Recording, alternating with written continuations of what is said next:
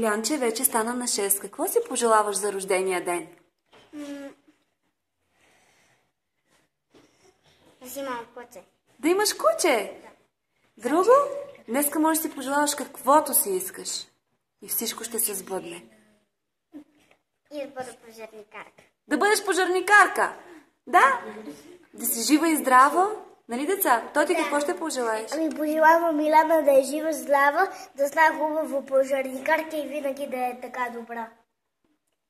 Пожелавам на Иляна да има много подаръци и много да слуша майка си и баща си. Баща си. Хайде на празненство! Искате ли да празнуваме? Да!